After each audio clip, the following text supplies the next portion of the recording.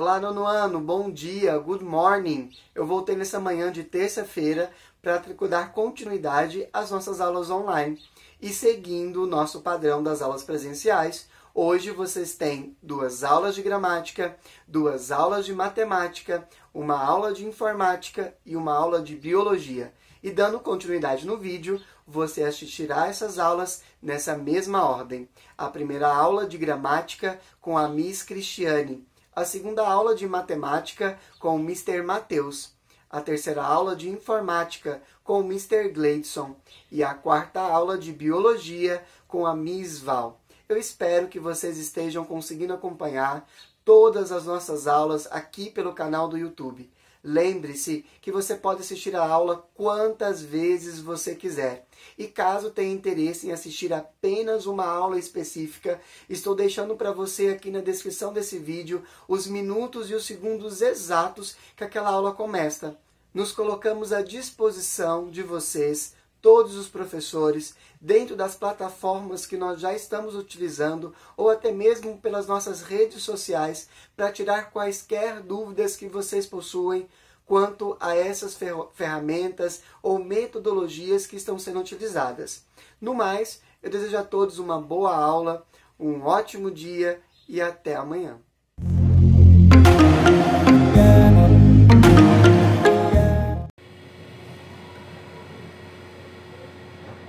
Bom dia, nono ano, tudo bem com você? Hoje, terça-feira, nós temos aí, 2 aulas de gramática, tá? Hoje, dia 28, terça-feira, então continuamos aí com o nosso horário oficial de aulas, tá? Não teve nenhuma alteração. Então, toda terça-feira nós temos 2 aulas de gramática.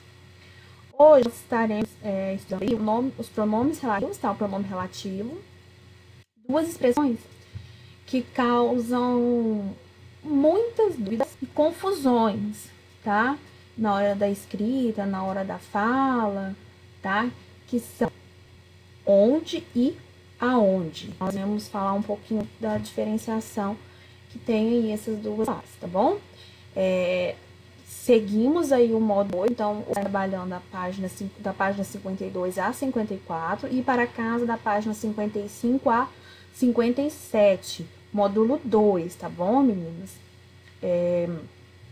Vou postar com vocês aqui rapidinho a questão de estar publicando as atividades lá em dia, lá no Google Classroom. Tem gente que ainda não publicou, ou publicou algumas e ainda tem algumas coisas em atraso, tá? Vamos colocar em dia para não ficar uma grande quantidade de coisa para ser feita aí quando as aulas retornarem, as aulas presenciais, tá?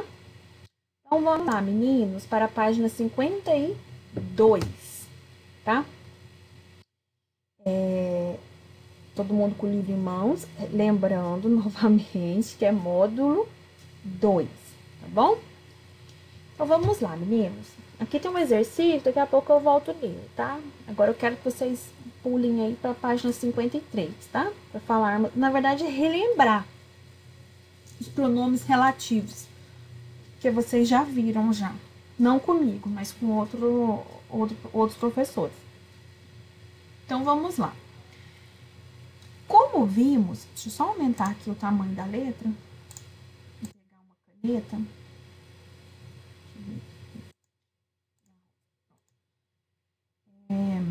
Como vimos, em algumas situações, a palavra que liga uma oração subordinada à sua oração principal.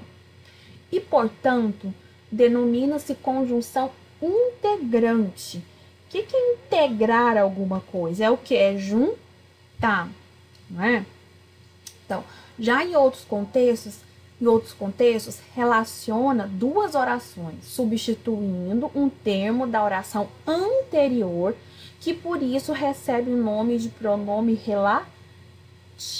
Então, vamos entender como que esse pronome relativo, como que esse que, nesse caso aí, funciona aí, nessa substituição aí de um termo anterior.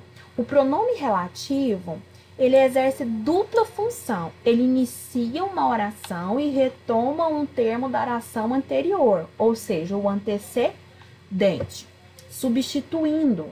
Ele é responsável por conferir coesão e possibilita ao interlocutor expressar-se de maneira mais sintética, ou seja, mais objetiva, mais resumida, tá?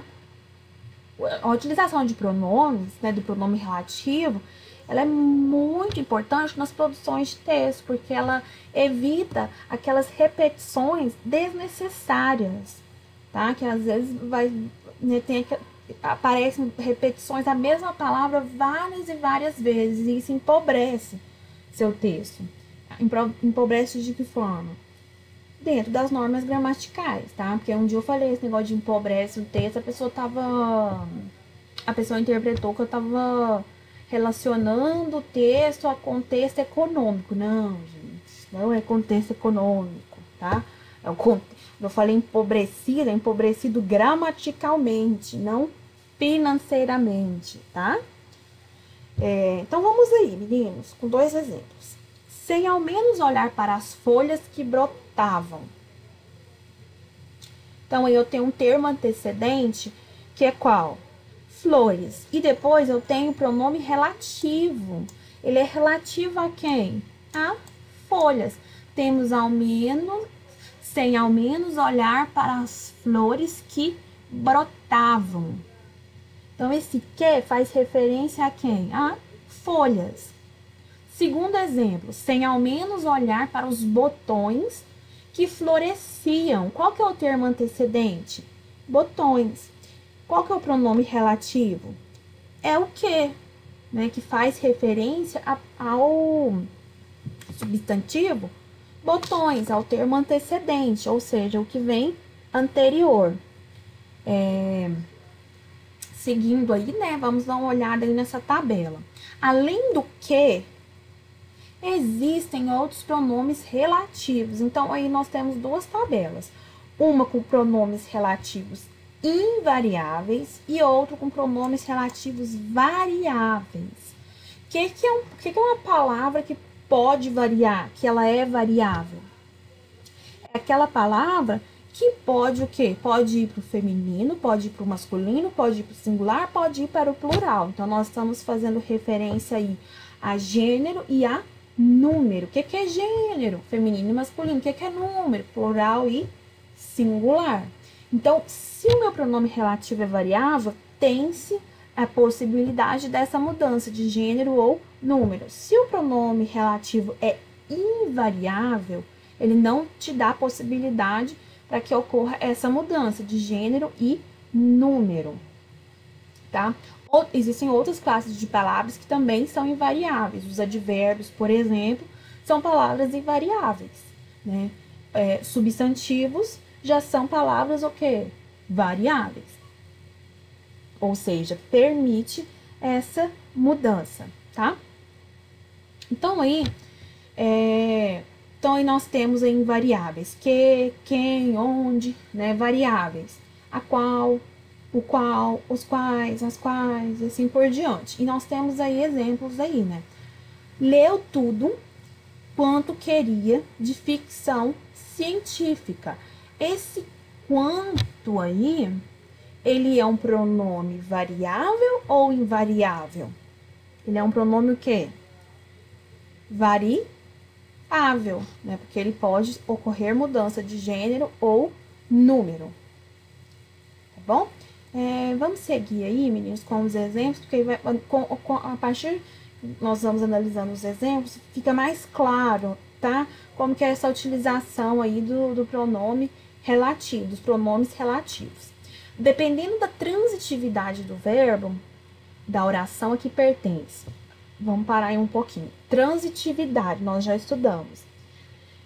O que é transitividade do verbo? O que é transitividade verbal? Se o verbo é transitivo direto, se o verbo é transitivo indireto, ou se ele é bitransitivo, ou seja, transitivo direto e indireto. Vamos lembrar aqui. Verbo transitivo direto não tem preposição depois do verbo. Verbo transitivo indireto tem preposição depois do verbo, tá? Só para relembrar aí o conceito aí de transitividade, tá? Então, olha só, dependendo da transitividade do verbo da oração a que pertence, O pronome relativo pode ou não ser parecido com preposição. Nantes é uma cidade em que Júlio Verne nasceu. Então, aqui eu tenho um verbo intransitivo, ou seja, não precisa de complemento, tá? Aqui eu tenho um pronome relativo, que é que. E aqui eu tenho um em, que é o quê? Uma preposição. Então, esse que aqui, ele tá fazendo referência à cidade, mas ele tem aí, para dar sentido, o em junto, tá? 20.000 Léguas Submarinas foi o primeiro livro de ficção científica que li. Verbo transitivo direto, ou seja, não precisa de preposição. E antes desse verbo transitivo direto, eu tenho um pronome relativo, que é o que, tá? O pronome relativo quem é sempre precedido de preposição. Tá? Guardem aí essa regrinha, tá? Que eu já vi erros em que aparece o pronome relativo quem e não tem a preposição anteriormente. Então, ele pede que tenha uma preposição antecedendo, ou seja, antes dele. O escritor H.G. Wells, de quem gosto muito, marcou minha juventude com a máquina do tempo. Então, eu tenho o pronome relativo quem, e antecedendo ele, eu tenho uma preposição, a preposição de. Tranquilo? Aqui, nós iremos entrar nessa questão da função sintática, ou seja, qual que é o papel que ele exerce aí dentro da oração. Então, nós não vamos agora analisar como classe de palavras como nós fizemos anteriormente. Agora, nós vamos fazer análise sintática, tá? Então, existe muita essa dúvida, assim, o que é uma análise sintática? Análise sintática é quando você analisa, o próprio nome já diz, analisa, observa como que essa palavra se comporta dentro de um todo aí dentro da oração, tá? Diferente de analisá-la como classe de palavras. Aqui anteriormente nós observamos e analisamos ela como a classe de palavras sozinha, tá? Agora aqui nós iremos fazer análise sintática, como que ela funciona, como que o pronome relativo funciona dentro da sintática, tá? Então, vamos lá, acompanhem aí, por favor. O pronome relativo exerce sintaticamente uma função específica na oração a que pertence. Por isso, pode ser sujeito, objeto direto, objeto indireto, complemento nominal, predicativo do sujeito, adjunto adnominal, agente da passiva e adjunto adverbial. Nós fizemos uma aula semanas atrás, em que eu explicava termo por termo desses aí, tá? Foi na live da semana, acho que 2 semanas atrás. Eu montei uns slides coloridos e mostrei para vocês, como forma de estar relembrando aí esses conceitos, tá? Qualquer dúvida, a gente retoma aí essas funções durante a live, tá? Para nossa videoaula aqui não fugir do nosso foco, tá? Que é como que o pronome, né? Como que o pronome relativo comporta-se aí dentro da sintaxe, tá? Axel, personagem viajante ao centro da Terra, é o jovem que muitos adolescentes querem ser.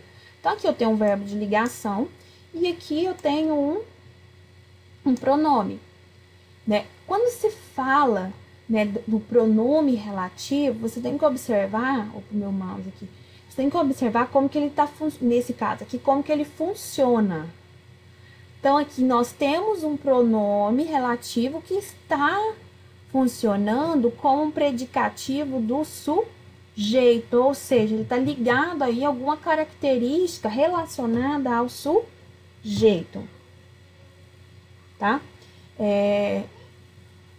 Então, observem isso. Observe como que ele funciona. Por isso que é importante, né, relembrar esses conceitos aqui, tá? Seguindo aí, muitos adolescentes querem ser o jovem Axel. Novamente, aí nós temos um predicativo do sujeito, ou seja, ele está dando uma característica ao sujeito, tá? Seguindo aí, o livro de que preciso é Viagem ao Centro da Terra. Eu tenho um objeto indireto e um verbo transitivo indireto. Mudando, transformando aí essa oração, eu tenho preciso do livro Viagem ao Centro da Terra. Como que é feita aí essa diferenciação aí? Observando o posicionamento do verbo e observando como que esse pronome está se comportando, ou seja, ele é um sujeito, ele é um predicativo do sujeito, ele é um objeto indireto, ele é um objeto direto, tá? Então você vai observar isso. Então aqui, por exemplo, ó, nesse exemplo aqui, o livro de que preciso, verbo transitivo indireto, porque aqui não tem preposição ligando ele ao restante da oração. Só que aí aqui ele está funcionando como objeto que indireto, e ele vem antes aqui do verbo, tá? Aqui nós temos o cujo, cuja, cujos e cujas, tá? O pronome relativo cujo liga dois termos e estabelece uma relação de posse. Ele exerce a função sintática de adjunta de nominal e sempre concorda em gênero e número, ou seja, feminino, masculino, plural e singular, com o termo que o sucede. Por isso, não se emprega artigo após esse pronome. Gente, não existe colocar assim, ó, Júlio Verne, cujo os livros são conhecidos mundialmente, nasceu na França.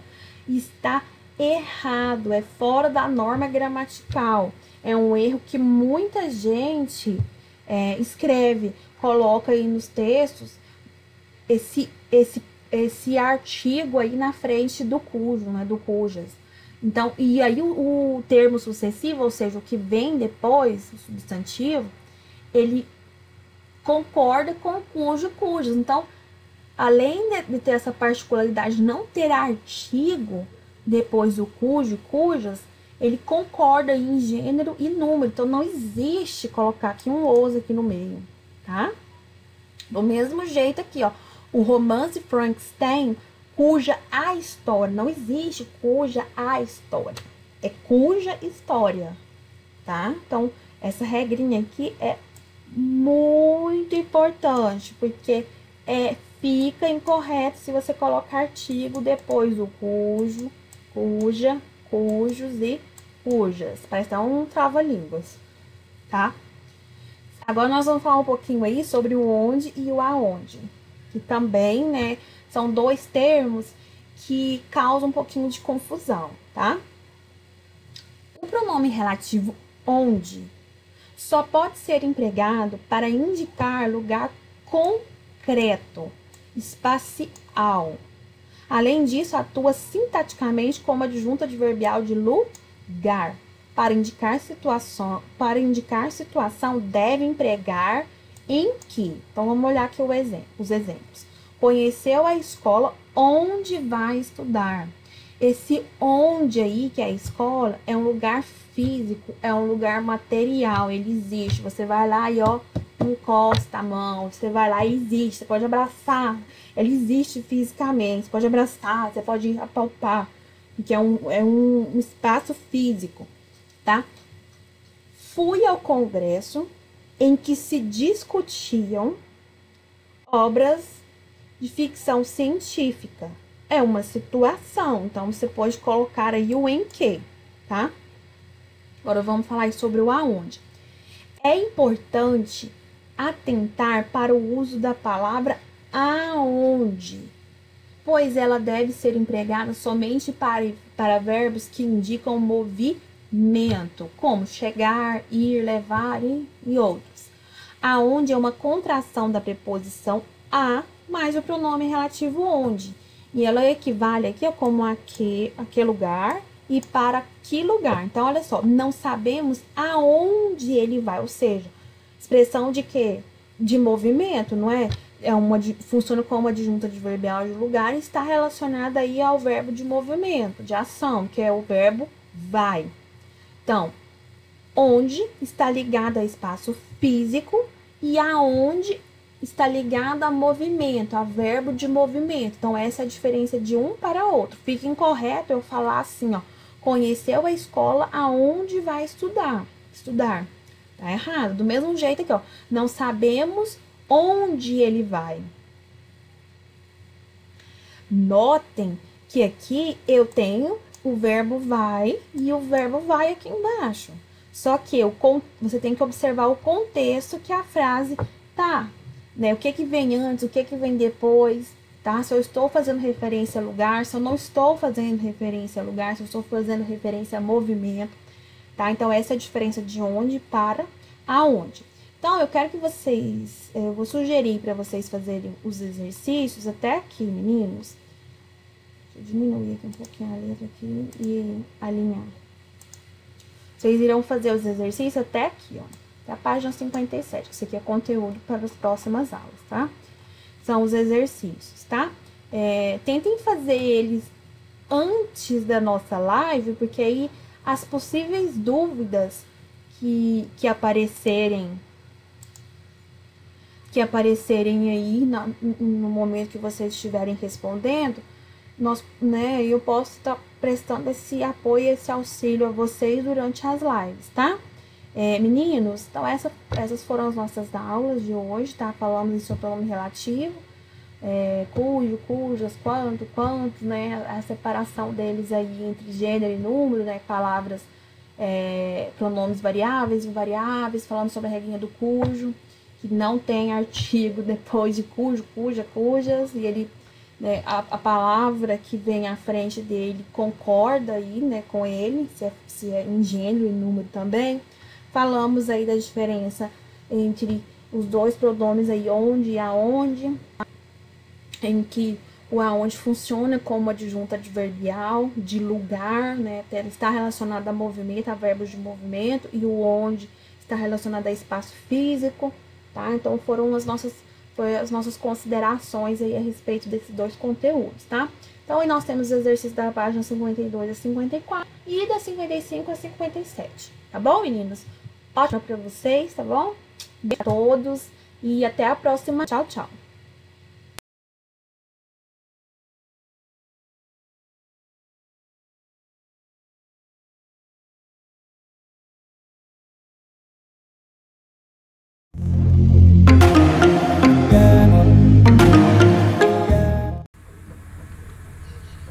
Fala galera, beleza? Hoje a gente vai entrar na parte de função afim. A gente está dentro do conteúdo de função ainda e a gente vai ver o que é uma função afim, tá? Deixa eu escrever aqui então, ó, função afim. Beleza? Então quem quiser acompanhar no livro, na página 20, quem quiser acompanhar na explicação, depois a gente vai fazer alguns exercícios. Então, ó, o que é uma função afim? A função afim, resumindo, é toda função do tipo f de x, que isso aqui é simbologia de função, né?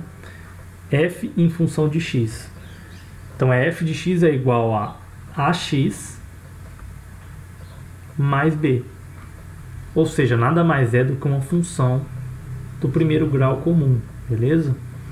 Onde eu tenho meu termo o a, que acompanha o x, e meu termo b, que é o termo independente, tá? Então vamos escrever aqui, ó, termo, vou pôr T só, independente, tá? Beleza? E o a é meu coeficiente real. Onde, para a gente ter uma função afim, ele tem que ser diferente de zero, tá? Por quê? Porque se ele for zero, vai ficar 0 vezes x, vai dar zero. Isso aqui vai zerar, vai ficar só b, aí já não é uma função, tá? Beleza? Então, a cara da nossa função afim, ela tem que ser isso. Tem que ser um número, onde vai ser o a, que vai acompanhar o x, mais um termo independente. Só que esse termo independente, ele pode ser zero. Diferente do a, ele pode ser zero, tá? Então, pode ser igual a zero. Porque se ele sumir, não vai mudar nada. Vai ficar o nosso termo em função de x. Então, continua sendo uma função. Beleza? Então é só isso a explicação. Agora vamos fazer alguns exercícios, é bem simples, tá, gente? É função do primeiro grau comum, função afim, tá? Então vamos fazer alguns exercícios. Seguinte, tá no preto, beleza. Ó, na página 20 aí tem o número 1. A número 1, assinale as funções afins. O que é função afim? Então vamos lá, letra A. A letra A é uma função afim? O y, gente, é a mesma coisa que f de x, tá? Posso chamar de f de x ou de y, qualquer coisa. Vai ficar assim, ó. Tá assim, ó. Y é igual a raiz de 3x menos 3. Ó, vamos identificar nossos itens. O raiz de 3 seria o nosso A e o menos 3 seria o nosso B. Então, é sim uma função afim, beleza? Só a gente lembrar da cara da nossa função, qual que é? AX mais B. Então, eu tenho A, eu tenho X e eu tenho B, que é menos 3. Beleza? Letra B. A gente tem Y é igual a x ao quadrado menos 3. É uma função afim? Não. Por que não? Por causa disso aqui, ó. Se fosse só x menos 3, seria. Como a nossa função afim ela é sempre do primeiro grau, o x não pode ter ao quadrado, o x tem que estar assim. Então, não é. Beleza? Então, não precisa marcar ela. C. Y é igual a menos x. Essa daqui é uma função afim? Vamos ver? Ó, nosso A, no caso aqui, ó, é o menos 1, que acompanha o x. O 1 não mostra, você não vai ver uma função assim, ó, 1x. Quando está multiplicando por 1, a gente deixa só x, porque é igual a ele mesmo, correto? Então, essa aqui, o nosso A é menos 1. E o nosso B é como se aqui tivesse mais 0. Nosso B é o 0. Então, é sim uma função afim, tá? Tem a cara aqui, o nosso A é o menos 1 e o nosso B é o 0. Beleza? Certo. Vamos para D. Temos y é igual a 3 sobre x mais x menos 1. Essa daqui é uma função afim? Não. Por que não? Alguém sabe me falar por que não? Por causa disso aqui, gente, ó. O nosso número, o que acompanha o x, ele tem que ser um número real. O nosso x está embaixo. Tem outro x aqui, mas não pode, tá, gente? Tem isso aqui, ó, fração. Nosso x embaixo. Se fosse isso aqui, ó, 1 sobre 3 vezes x, poderia. Porque nosso A seria 1 sobre 3 e normal. Seria normal, poderia. Mas como tá assim, ó, é como se fosse isso aqui, é como se fosse isso aqui, ó. 3 vezes 1 sobre x, inverso de x. Então não pode, tá? Então, letra D, não. Não é função afim. Letra E. Y é igual a 1 sobre x menos 4. Mesma coisa, ó. Ok. Então é não. F. A gente tem y é igual a 2 terços de x. Então aqui é como se tivesse vezes x mais 4. Ó, nesse caso aqui, pode, ó. Porque, igual eu expliquei aqui, ó. A gente tem o A que é igual a 2 terços. O x está aqui e o nosso B é 4. Então, tudo ok com essa aqui. É função afim. G. Y é igual a x elevado a menos 2 menos 3. Pode ser? Não, porque isso aqui, ó, tem que ser só do primeiro grau. E por último, H, que é igual a y igual a 13. Cadê nosso A, nosso x? Não tem, só tem o B, que é 13. Então também não é função afim. Então as funções afins desse exercício é a letra A, letra C e letra F. Ok? Belezinha, né? Vamos para nosso último exercício, que é o número 2, que ele vai falar assim pra gente, ó.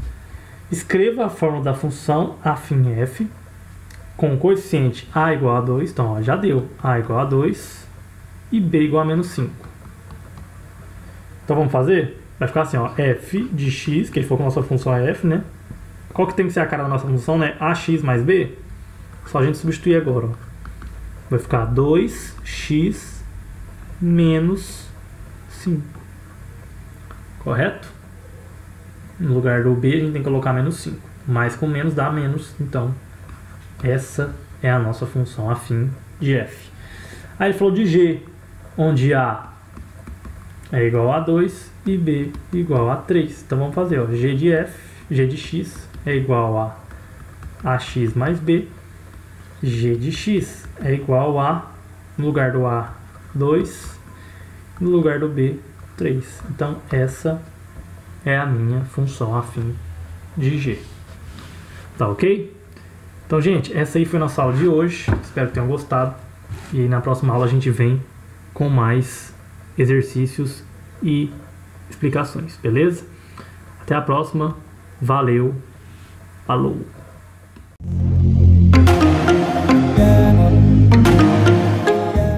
Olá, queridos alunos. Bom dia, boa tarde, boa noite, dependendo do horário que vocês estiverem vendo esse vídeo. Mais uma semana aí acontecendo. Mais uma semana, a última semana de abril. E seguimos aí com mais uma aula e ensino à distância no nosso método EAD. E meninas, antes de começar a aula, queria dizer que eu achei muito bacana as atividades de vocês que vocês mandaram do Animais 3D, as fotos. Eu achei as fotos ótimas, super criativas. Faltaram muitas fotos, mas eu espero que vocês participem mais, façam mais atividades. Mas eu senti falta de muita galera lá postando as fotos. Eu recebi todas que foram enviadas, tanto no Google Sala de Aula, quanto no Instagram do colégio. Eu tive acesso a todas.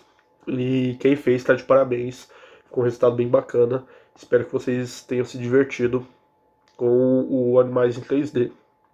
E semana que vem eu vou trazer um outro desafio para vocês. Então fiquem preparados aí, que na próxima aula vai ter um desafio diferente para vocês fazerem também. Eu espero que todo mundo participe. Até porque essas atividades são as formas de avaliação, são avaliativas, todas valem notas.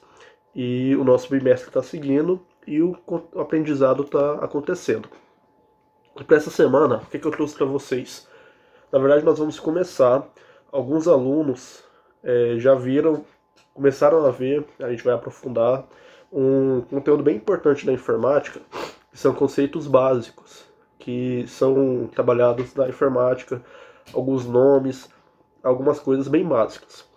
E aí, a gente vai começar essa aula hoje, vai durar aí, talvez 2 ou mais aulas, mostrando para vocês a função de algumas peças, de algumas partes de um computador, para assim que nós voltarmos, assim que a gente voltar a ter as aulas presenciais, esperamos aí que em breve nós vamos abrir um gabinete, abrir um computador e vamos explorar as peças, peça por peça.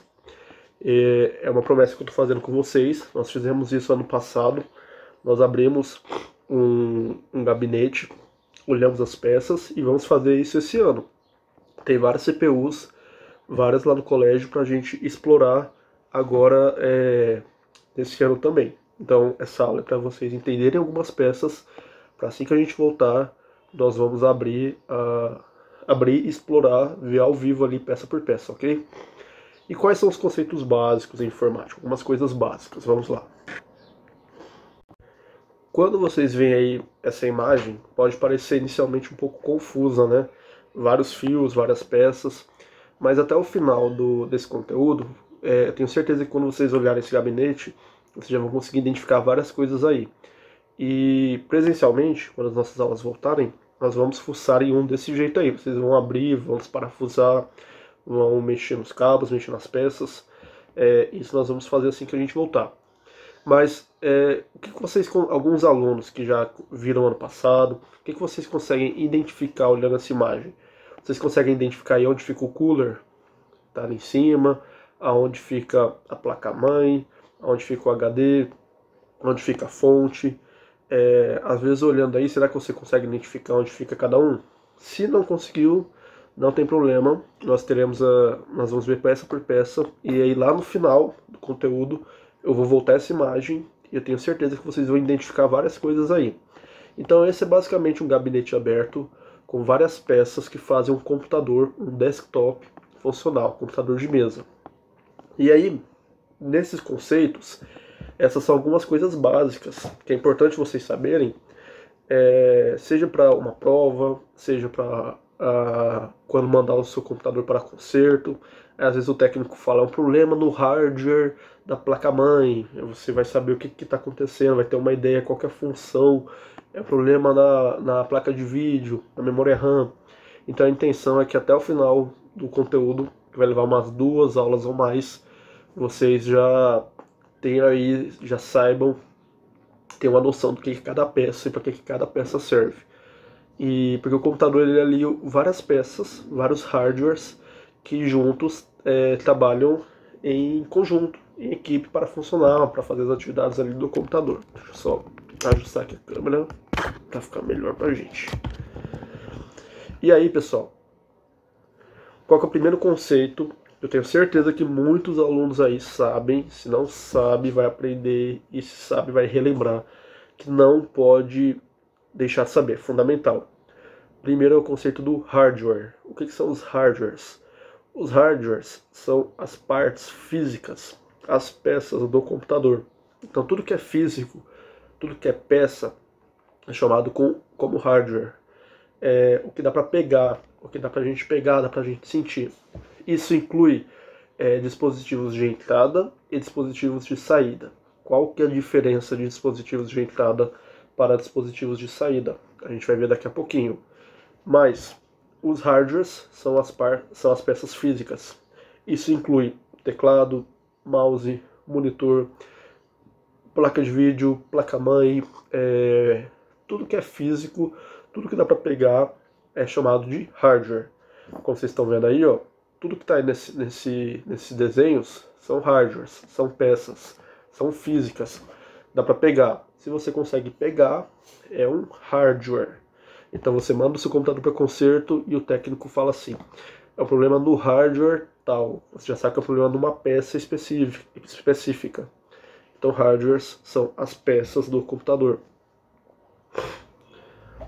Os hardwares são divididos em dispositivos de entrada e dispositivos de saída.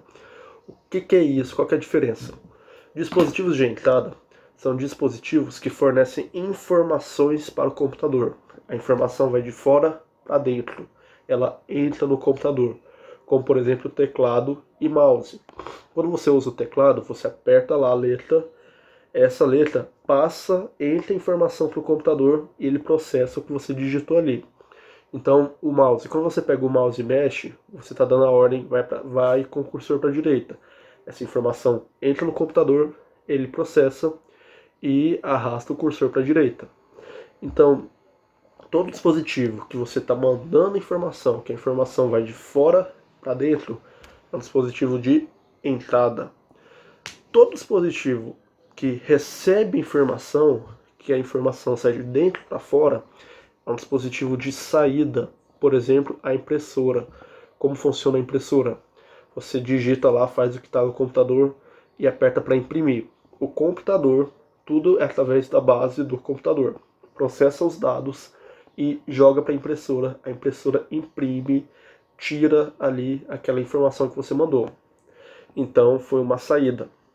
O monitor está ali porque o computador processa ali as informações, o site, as imagens, e essas imagens saem para o monitor. Do monitor a imagem vem para a gente.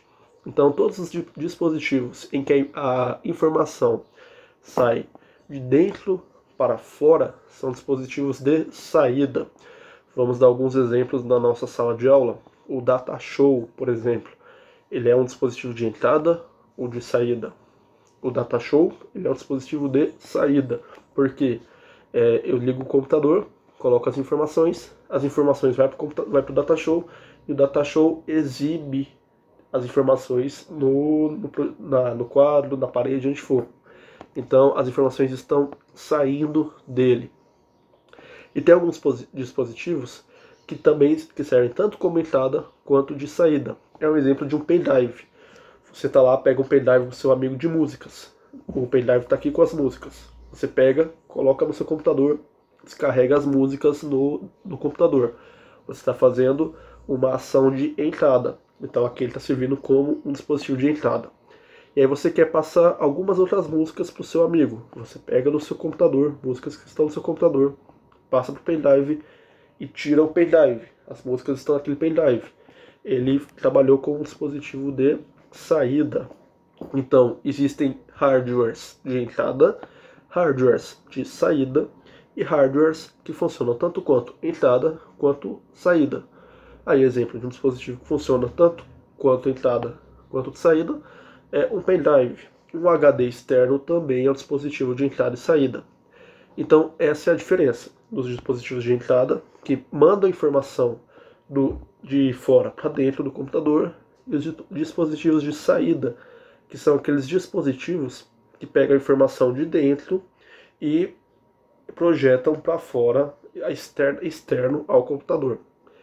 Então, esse é o conceito de hardwares, parte física. Dentro do hardware, nós temos duas divisões: dispositivos de entrada e dispositivos de saída. Até aqui, tranquilo, acho que não tem nenhum segredo.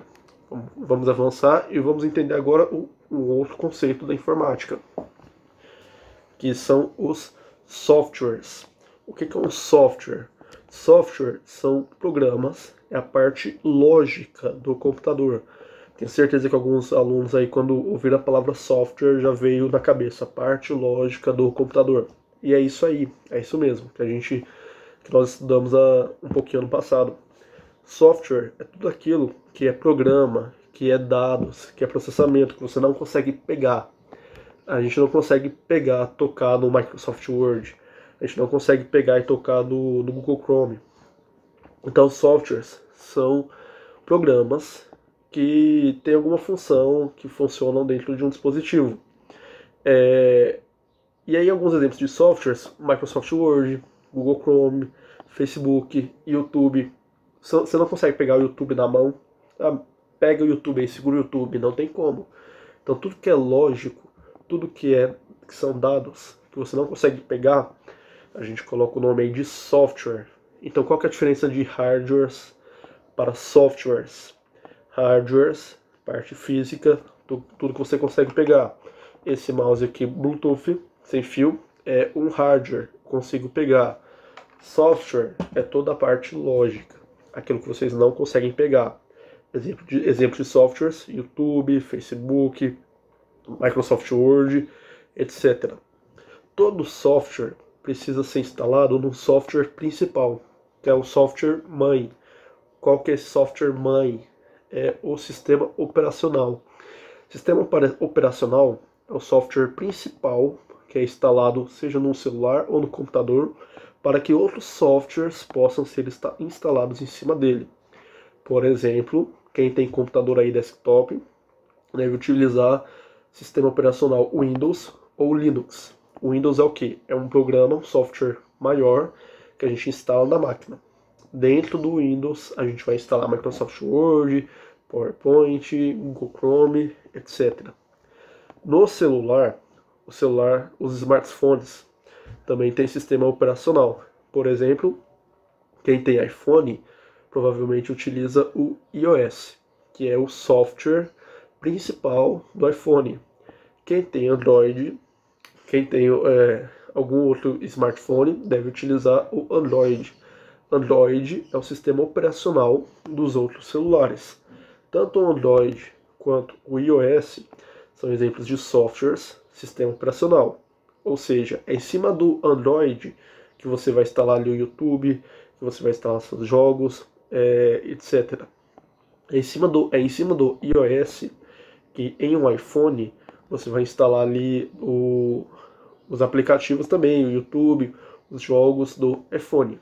Então a gente tem os softwares, que são parte lógica, são programas, e todo dispositivo tem que ter o seu sistema operacional, que é o software principal, e dentro desse software principal vocês vão instalar outros softwares, que são esses diversos programas, como vocês estão vendo nas imagens aí. internet, Google Chrome, YouTube, Word, etc. Então, se você manda o seu computador para o conserto, e aí o técnico vira para você e fala assim, é um problema em um hardware. Você já sabe, hardware, parte física, é alguma peça. Então pode ser qualquer peça lá dentro que esteja com problema, danificada. Se você manda o seu computador para o conserto e o técnico fala que é um problema em um software, você sabe que é algum programa, algum sistema operacional. Se o técnico fala que vai ter que formatar o computador, significa que ele vai resetar o seu sistema operacional. Ele vai limpar todos os softwares que tem lá instalado e vai reinstalar aquele sistema operacional. Então, se o problema é no hardware, você sabe que alguma peça ali, alguma peça física está estragada. Se o problema é no software, você sabe ali que alguma peça, que algum programa está corrompido. Pode ser vírus no computador, pode ser alguma coisa ali no sistema operacional. Então, se é software, você sabe que é a parte lógica.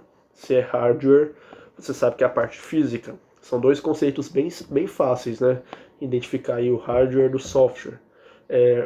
Você imaginar que tudo que você pega é hardware, tudo que é lógico que é dado é software. E aí, lembrando que dentro dos hardwares tem os hardwares de entrada, hardwares de saída. Dentro dos softwares tem o sistema operacional, que é o principal software daquele dispositivo, e tem aí os programas, os softwares secundários. Pessoal, espero que tenha ficado claro essa informaçãozinha que eu trouxe para vocês. Isso é só para a gente começar, porque vocês identificando hardwares e softwares, vocês não confundindo mais isso, a gente vai conseguir avançar. Serviu também como uma revisão. Alguns alunos já viram, começaram a ver comigo essa parte. Para a próxima aula, o que a gente vai falar? A gente vai falar sobre as peças dos computadores. Aqui alguns exemplos de sistema operacional, ó, o Windows, o Linux, o OS, o Windows Phone e o Android. A partir da próxima aula, a gente vai começar a falar das partes físicas dos hardwares. Gabinete, placa-mãe, HD, memória RAM, o que é cada um desses daí. Vou explicar peça por peça, para quando nossa aula presencial voltar, a gente conseguir desmontar um gabinete e vocês irem identificando as peças. Semana que vem eu vou trazer um desafio para vocês, igual eu trouxe da semana passada, dos animais em 3D. Semana que vem a gente continua o conteúdo, continua os estudos. Espero que estejam tudo bem com vocês, estejam tomando os cuidados adequados. Continuamos aqui morrendo de saudades, torcendo para a gente voltar às nossas aulas presenciais logo. Se todo mundo aí tomar os cuidados direitinho, quanto mais cuidados, mais rápido nós vamos voltar. E qualquer dúvida, qualquer problema, qualquer sugestão, procure a gente nos diversos canais. Então, pessoal, um abraço, tenham uma ótima semana, bons estudos para vocês e vejo vocês na semana que vem. Tchau, tchau.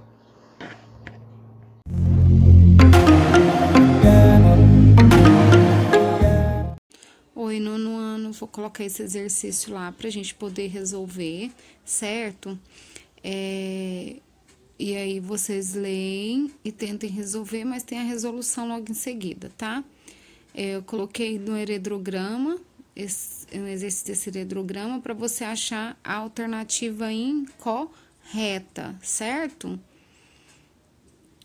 Dessas alternativas para você ver qual que é incorreta. E coloquei um outro exercício, esse, para você achar o número de indivíduos que são heterozigotos, ok? Olá, meninos! Vamos para mais uma aula. Eu vou resolver 2 exercícios explicando para mim fechar essa primeira parte da primeira lei de Mendel e depois a gente continuar com as outras, tá bom? Eu vou resolver um exercício sobre o heredrograma. Vou colocar aqui exemplo de heredrograma. Eu vou encaixar ele agora, e vocês vão ver o exercício, na sequência a resolução.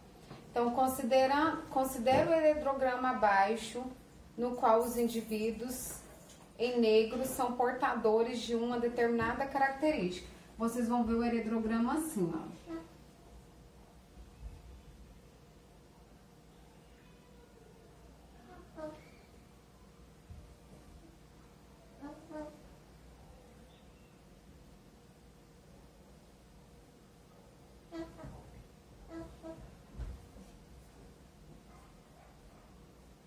esse é pintado, é o 7.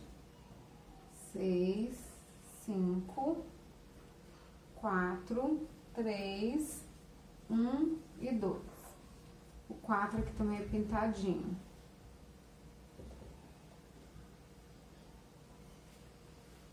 E aí o exercício pergunta: identifique a alternativa incorreta. Trata-se de uma característica autossômica recessiva. Será que ela é uma característica recessiva? A gente vai ter que tentar descobrir, né? O genótipo do indivíduo 3 certamente é azão azinho. Então, é pra gente achar incorreta. Está apresentando aqui. Aqui não tem, possivelmente, vamos colocar azinho, azinho. Então, ela é recessiva, né? Nesse caso.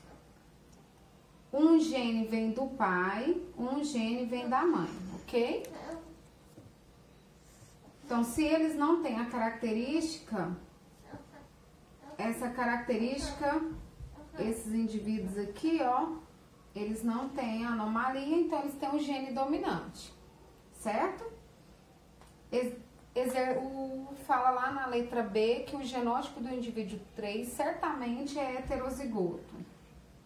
Certamente é heterozigoto. Esse indivíduo, dá pra gente determinar se ele é homozigoto ou heterozigoto? Não, aquele pode ser tanto azão ou azão-azinho. Esse aqui é azinho, esse aqui é a mesma coisa. Ah, esse aqui dá pra gente determinar. Como que a gente determina? Ele não tem um filho recessivo, que ó, tá pintadinho, então aqui vai ser azinho e aqui vai ser um da mãe e do pai, certo? Se ele não tem a característica, ele vai ser azão, azinho, esse aqui é azão, azinho, certo? Então, vamos lá. Na letra C, os indivíduos 4 e 7 apresentam os mesmos genótipos e fenótipos? O indivíduo 4 e 7, sim, verdadeira. Os indivíduos 1, 2 e 6 têm o mesmo genótipo? 1, 2 e 6, também verdadeiro. Então, nós estamos entre a letra B e a. O genótipo 3, o indivíduo 3, certamente é azão-azinho? Não, gente, ele pode ser azão-azão.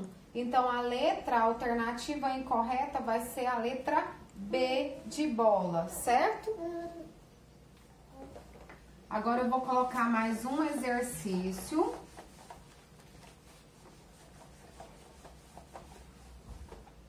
Mais um exercício, que é o gene autossômico, que condiciona os pelos curtos no coelho, é dominante em relação ao gene longo. Então, curto, vou colocar Czão e o Czinho para longo. O cruzamento entre coelhos heterozigotos. Então, Czão, Czinho, com Czão, Czinho. Nasceram 480 coelhos. Então, eu tenho aqui, ó, Czão, Czão, Czão, Czinho, Czinho, Czão, letra maiúscula primeiro, Czinho, Czinho. Desses 480, 360 tinha pelos curtos. Aí ele quer saber, certo, entre esses coelhos de pelo curto, qual o número esperado de heterozigotos? Desses 360, qual que seria que teria heterozigoto? Aqui eu tenho homozigoto, e aqui eu teria heterozigoto, e aqui homozigoto recessivo. Certo? Juntando esses três aqui, ó, eu teria ali um total de 360. Que isso aqui me dá em torno de 75% dos meus coelhos tem pelos curtos.